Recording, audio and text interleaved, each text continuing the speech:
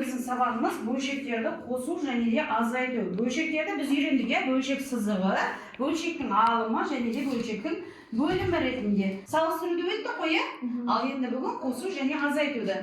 Назар аударыңдар. Тұрсын. Қосарын жазып ойдым.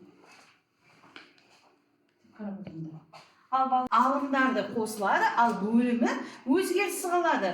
Яғни осы есептің қосуды, жоғарыдағы қосуды